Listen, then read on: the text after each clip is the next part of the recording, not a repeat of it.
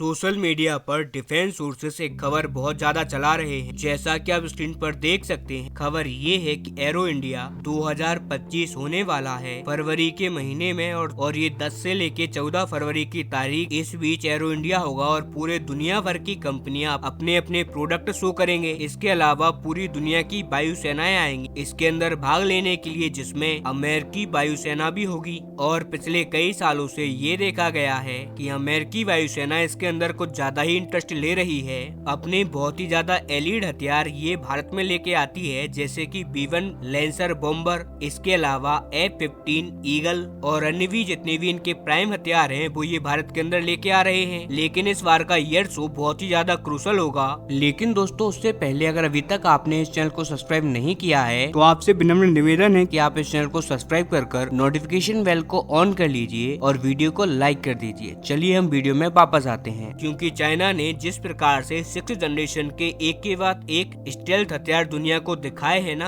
अब इस बात से भारत और अमेरिका का ये जो गठबंधन है वो और भी ज्यादा मजबूत होगा। क्योंकि कहीं ना कहीं दोनों देशों को इसमें हार मिली है। 6th जनरेशन की जो टेक्नोलॉजी है उसमें फिलहाल चाइना को एज मिल चुका है भारत और अमेरिका दोनों से, और यही कारण है कि ये घटना इन दोनों देशों को, भारत और अमेरिका को, और भी ज्यादा क्लोज लेके आएगा। इसीलिए रिपोर्ट आ रही है कि इस बार अमेरिका अपना F-35 स्टेल्थ लड़ाकू विमान लेके आ सकता है भारत में इस एरो इंडिया 2025 के अंदर। करीबन एक महीना बचा है इसके अंदर, और इसको लेकर अब रिपोर्ट्स बता रही हैं कि अमेरिका इसे मात्र इसीलिए लेके आ रहा है कि वो चाइना को बता दे और संदेश दे सके कि अगर उसके पास स्टेल्थ टेक्नोलॉजी में एज है तो उसका मतलब ये नहीं है कि वो बाकी के देशों को दबा सकता है। एक तरीके से चाइना को मैसेज दिया जाएगा कि बाकी के देशों के पास भी स्टेल्थ टेक्नोलॉजी है जो कि चाइना को चैलेंज कर सकते हैं। वहीं रिपोर्ट तो ये है कि कहीं ना कहीं भारत के सामने जानबूझकर इसकी प्रदर्शनी की जाएगी, क्योंकि अमेरिका को पता है कि इस टाइम पर भारत के ऊपर बहुत ज्यादा जबरदस्त तरीके से प्रेशर है। इतना प्रेशर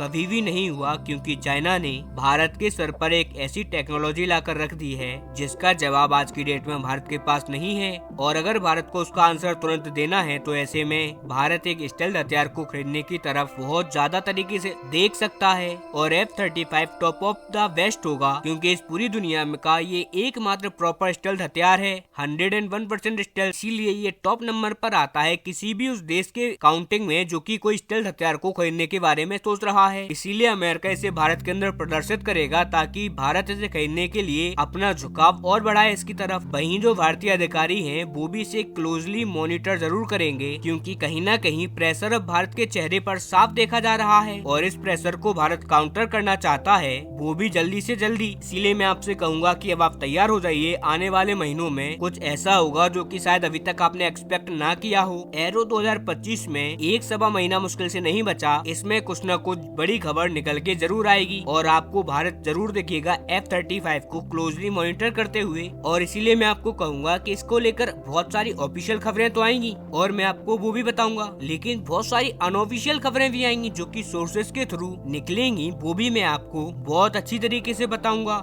इसीलिए आप इस चैनल को सब्सक्राइब कर लेना। 1-1.5 महीने के बाद बहुत धूम धड़ाका होने वाला है स्टेल्थ टेक्नोलॉजी को लेकर।